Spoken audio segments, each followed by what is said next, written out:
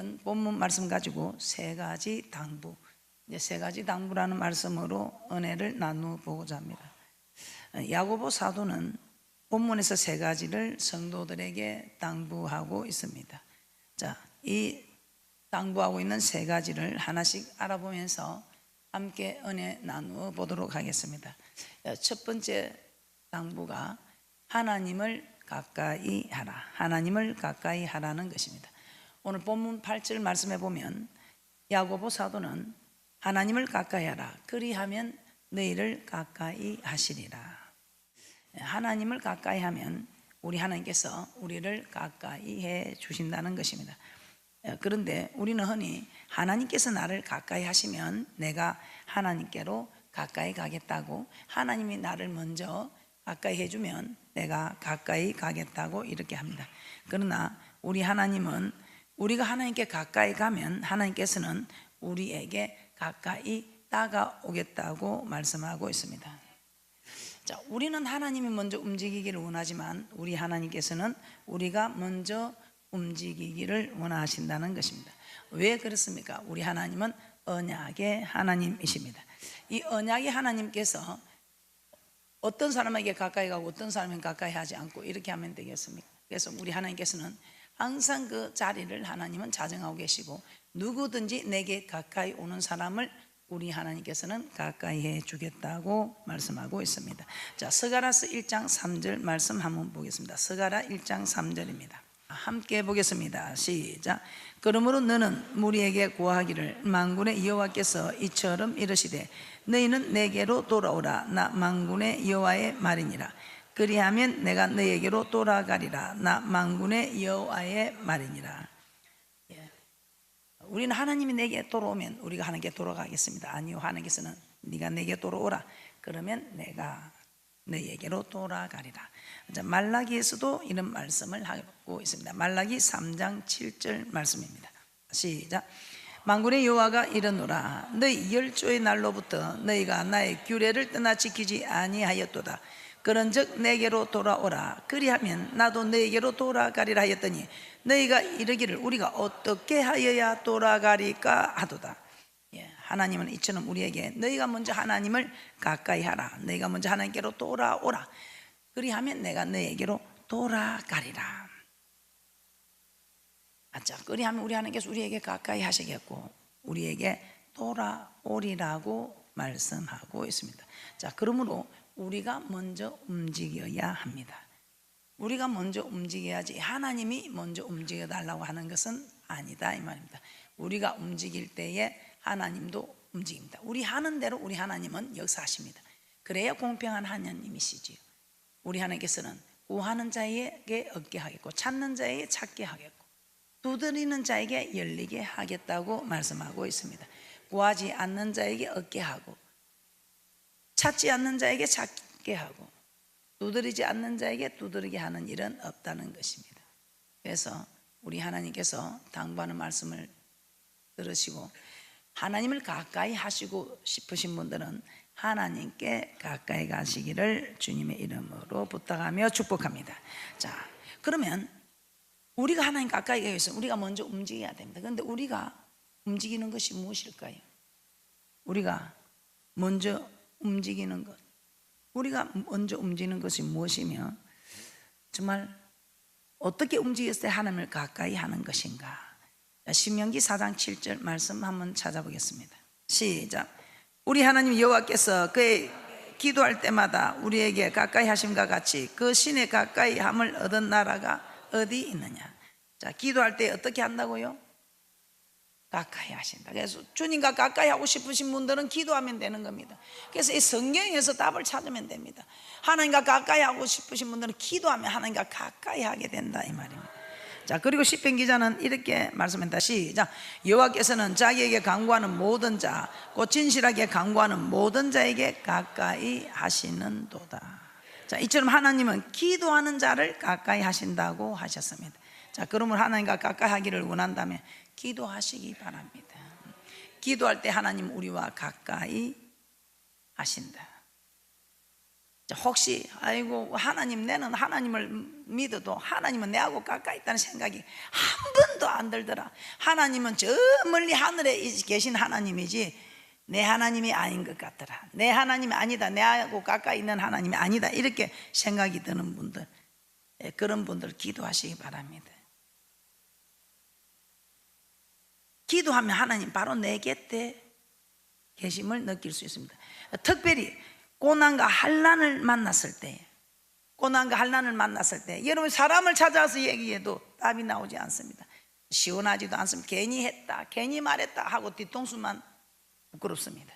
그런데 고난을 당하고 환난을 당할 때 기도하면 하나님께서 은혜를 입히사 마음을 시원하게 해주고, 기도하고 울고 나면 마음이 시원하고 하나님의 위로가 넘치고. 그래서 야고보서 5장 13절에서는 너희 중에 고난당하는 자가 있느냐, 저는 기도할 것이요. 기도할 때 하나님께서 나를 가까이 하사 내 곁에 서서 나를 도와주심으로, 고난을 이길 힘을 주심으로 우리가 하나님이 옆에 계심을 느낄 수 있고 그 모든 것을 이겨나갈 수 있고 또 회복할 수도 있다는 것입니다. 시편 73편 28절을 함께 보겠습니다. 시작. 하나님께 가까이함이 내게 복이라. 내가 주 여호와를 나의 피난처로 삼아 주의 모든 행사를 전파하리다. 기도하였더니 하나님께서 나를 가까이 해주시고, 하나님께서 나를 가까이 해주시니 나의 피난처가 되었어. 나의 피난처가 되시니 나를 지키고 보호해 주시는, 그래서 하나님께 가까이함이 내게 복이라고 말씀하고 있습니다. 자, 그러므로 혹시나 환난을 당하고 어려움을 당하고 계십니까?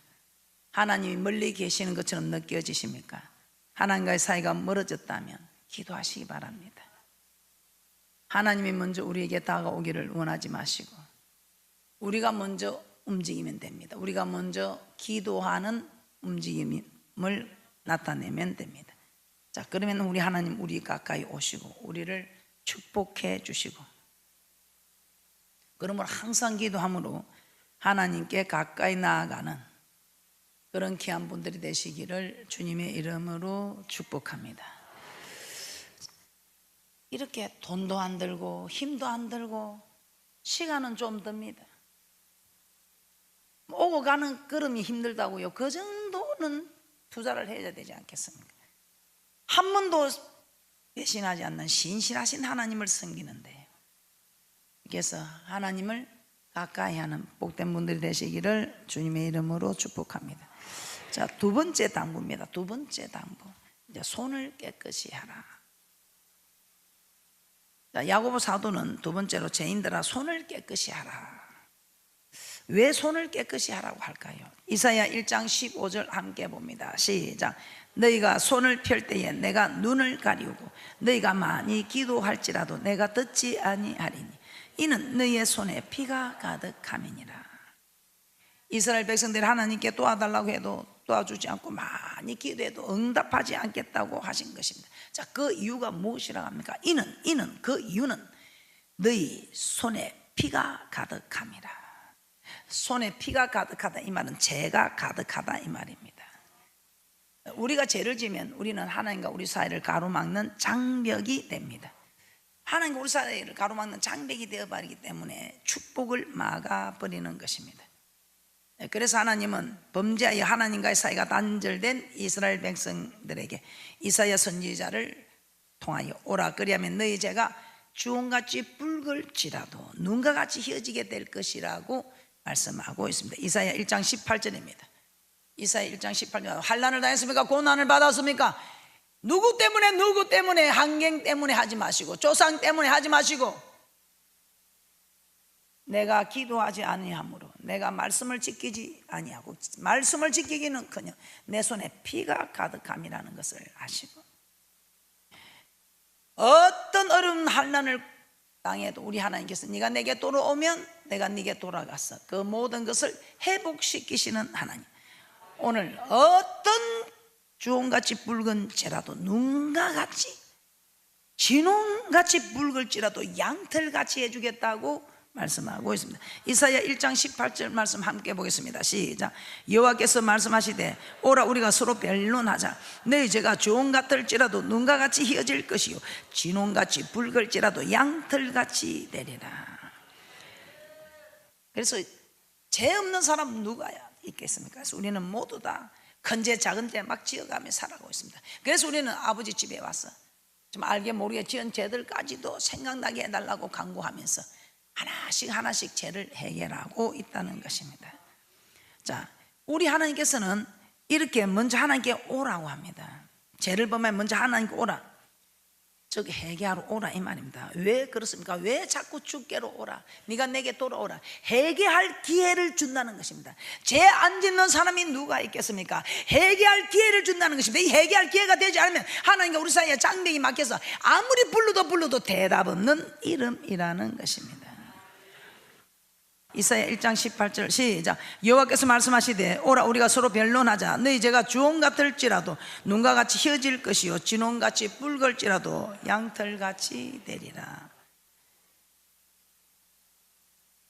어떤 큰 죄를 범했다 할지라도 주님께 오면 주홍같이 붉은 죄라도 진홍같이 붉은 죄라도 눈과 같이 양털같이 우리 하나님께서는 깨끗하게 해주겠다, 죄를 사하여 주겠다는 것입니다. 네 손에 피가 가득한 그 손을 내어 놓으면 우리 하나님께서는 깨끗하게 씻어 주시겠다는 것입니다. 자, 그 증거가 우리는 너무나 잘 알고 있는 하나님 마음에 합한 자, 정직한 자, 밧세바 범한 일 외에는 어떤 말씀에도 순종한 다윗, 하나님 마음에 합한 자, 이 다윗이 밧세바를 간음하고 밧세바의 남편 우리아도 죽였을 때에 어떤 일이 벌어졌습니까? 사무엘하 12장에 보면 하나님은 나단 선지자를 보내서 다윗의 죄를 지적하며 책망합니다. 하나님은 다윗이 죄를 범했지만 바로 심판하지 않습니다. 나단 선지자를 보내서 회개할 기회를 주십니다. 오늘 또 하나님께서는 우리에게 이경은 목사를 통해서 회개할 기회를 주시는 것입니다. 바로 죄를 지은 데를 그냥 지은 죄값으로 심판하시면 되는데, 그래도 우리 하나님은 영혼을 살리시려고 바로 심판하지 않으시고 회개할 기회를 주시고 있다 이 말입니다. 그러자 다윗은 나단 선지자서 책망합니다. 그때 그렇지 않습니다, 절대로 저는 그런 일이 없습니다 하고 변명하는 것이 아니라 그 책망에 그렇습니다, 내가 여호와께 죄를 범하였습니다 하고 자신의 죄를 인정하며 회개합니다. 그리하였을 때 나단 선지자가 뭐라고 말합니까? 사무엘하 12장 13절에 여호와께서 당신의 죄를 사하셨다라고 말씀합니다. 하나님은 다윗이 이렇게 죄를 지적해서 회개할 기회를 주었을 때 아니요 하고 도리질을 한 것이 아니라 인정을 합니다. 자기 죄를 인정하고 용서를 구하자 그 죄를 용서하여 주었던 것입니다. 하나님께서는 오늘 우리에게도 말씀을 통해서 지금 회개할 기회를 주시는 겁니다. 그런데 못 들은 척 했더래요, 아닌 척 했더래요 하면 회개할 기회를 놓쳐버리는 것입니다. 다윗처럼 네 맞습니다, 제가 죄를 지었습니다 하고 인정할 때에 인정하고 회개하면 우리 하나님께서는 용서하여 주시고 회복시켜 주신다는 것입니다. 자, 요나서 3장에 보면 하나님은 악독이 가득한 니느웨 성에 요나 선지자를 보냅니다. 40일이 지나면 니느웨가 무너지리라 심판을 선포합니다. 하나님은 니느웨 성에 요나를 보내어 먼저 회개할 기회를 주신 것입니다. 이 니느웨 성 바로 멸망시켜도 되는 성입니다. 그런데 바로 멸망시키지 않고 회개할 기회를 주신 것입니다. 그랬더니 어떤 일이 일어났습니까? 니느웨 왕으로부터 짐승들까지 굵은 베옷을 입고 하나님께 부르짖으며 악한 길에서 돌이켰다고 합니다. 죄를 회개했다 이 말입니다. 그랬을 때 하나님은 비록 악독한 니느웨 성이라 할지라도 뜻을 돌이키사 그들에게 내리려고 한 재앙을 내리지 아니하셨다는 것입니다. 이처럼 하나님 먼저 우리에게 회개할 기회를 주시고 회개하면 뜻을 돌이켜서 용서하여 주신다는 것입니다. 그러나 돌이키지 않으면 심판하신다는 것입니다. 하나님은 죄를 범한 이스라엘 백성들에게 하나님께 돌아오라고 회개할 기회를 주시고 그때 돌이키고 회개하면 순종하여 땅의 아름다운 소산을 먹을 것이지만 거절하면 배반하면 오히려 칼에 삼키우리라고 이사야 1장 19절에서 20절에 말씀하고 있습니다. 여러분, 하나님께서 우리에게 회개할 기회를 주시는 것입니다. 자, 역대하 36장 15절 한번 찾아보겠습니다. 다 함께 보도록 하겠습니다. 시작. 그 열조의 하나님 여호와께서 그 백성과 그 거하시는 곳을 아끼사 부지런히 그 사자들을 백성에게 보내어 이르셨으나 하나님은 남유다를 멸망시키기 전에 선지자들을 부지런히 보내어서 하나님께 돌아오라고 합니다. 이 말은 무슨 말입니까? 회개할 기회를 먼저 주신다 이 말입니다. 그럼에도 불구하고 회개하지 않았습니다. 회개하지 않으니 멸하실 수밖에 없었습니다. 니느웨의 성은 회개했기 때문에 멸하지 않았습니다. 우리가 살면서 죄를 범하지 않을 수는 없습니다. 하나님은 하루가 천년같이, 천년이 하루같이 우리가 회개하고 돌아오기를 기다리시는 분입니다. 이렇게 우리에게 회개할 기회를 주시는 분입니다. 이때 우리는 우리 죄에 대해서 슬퍼하고 죄에 대해서 애통해하며 근심해야 합니다. 그래야 우리 하나님께서 우리에게 진노하지 않으시고, 그래야 우리가 잃어버린 것들을 잃어버리지 않고, 또 잃어버린 것들은 다시 회복시켜 주시는 것입니다. 그래서 오늘 여러분들은 남의 손 보지 마시고 자기 손에 피가 묻었는지 아니 묻었는지, 범죄하고 있는지 아니하고 있는지 자기 손을 살펴보셔서 자기 손을 깨끗하게 하라는 회개할 기회를 주시는 하나님의 말씀을 듣고 자기 손을 깨끗하게 하시기를 주님의 이름으로 축복합니다. 자기 손에 피가 가득하면 우리 하나님께서는 아무리 불러도 대답 없는 이름이라는 것입니다. 아무리 손을 펼쳐서 도와달래도 도와줄 수 없고, 아무리 기도해도 응답이 없다는 것입니다. 자, 그리고 세 번째 당부가 주 앞에서 낮추라는 것입니다. 야고보서 4장 10절입니다. 함께 봅니다. 시작. 주 앞에서 낮추라. 그리하면 주께서 너희를 높이시리라. 자, 하나님과 우리는 어떤 관계입니까? 예, 성경에는 하나님과 우리 관계를 여러 가지 비유를 통해서 말씀하고 있습니다. 자, 이를 통해서 우리가 하나님과 우리 관계가 어떤 관계인가를 보면서 우리는 어떤 자세를 가져야 하는가. 이사야 63장 8절 함께 봅니다. 시작. 그러나 여호와여 주는 우리 아버지시니다. 우리는 진흙이요 주는 토기장이시니 우리는 다 주의 손으로 지으신 것이라. 그래서 하나님은 창조주, 우리는 하나님 만든 피조물. 자, 그리고 하나님은 또 이렇게 하나님과 우리 관계를 이렇게 표현합니다. 시편 95편 7절 말씀입니다. 시작. 대저 저는 우리 하나님이시오 우리는 그의 기르시는 백성이며 그 손의 양이라. 너희가 오늘 그 음성 듣기를 원하노라. 예. 우리 하나님, 우리는 그의 기르신 백성, 그 손의 양. 그래서 우리 하나님은 우리의 목자가 되시고 우리는 그의 양이라. 그래서 하나님과 우리 사이를 목자와 양으로 비유하고 있습니다. 그리고 누가복음 17장에서는 제자들이 믿음을 더해달라고 했을 때 예수님은 무익한 종에 대해서 말씀을 하십니다. 자, 이 말은 우리는 하나님 앞에 종이라는 것입니다. 종은 주인의 말에 절대적으로 복종하는 사람입니다.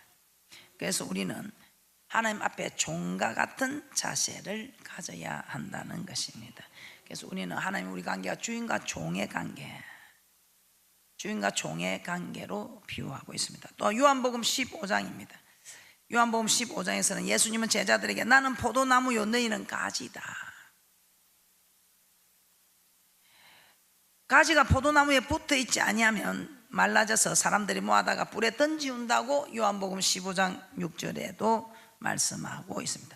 자, 가지가 포도나무에 붙어 있지 않으면 말라져서 사람들이 모아다 불에 던진다 이 말이 무슨 말이에요? 가지에 붙어 있지 않으면 결국은 불에 들어간다. 어떤 불? 지옥불에.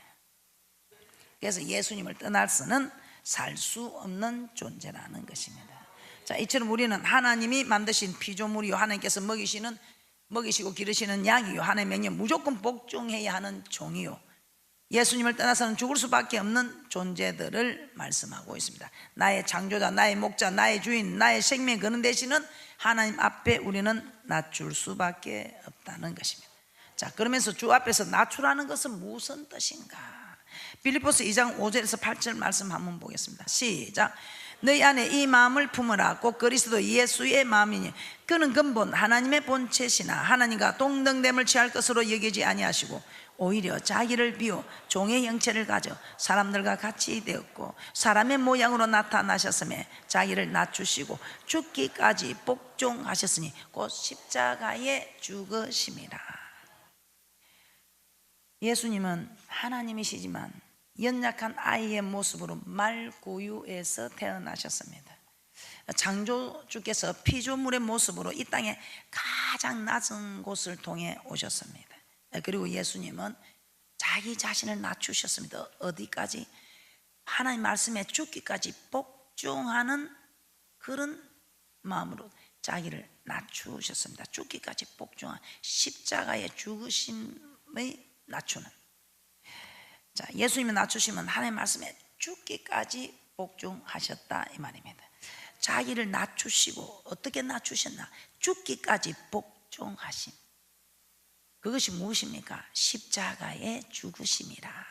자, 그러므로 진정한 낮추심이란 우리 주님처럼 말씀에 죽기까지 복종하는 이것이 낮추심인 것을 아시고, 지위가 없다고 낮고 실력이 없다고 낮고 건세가 없다고 낮아지는 것이 아니라 말씀에 죽기까지 복종하는,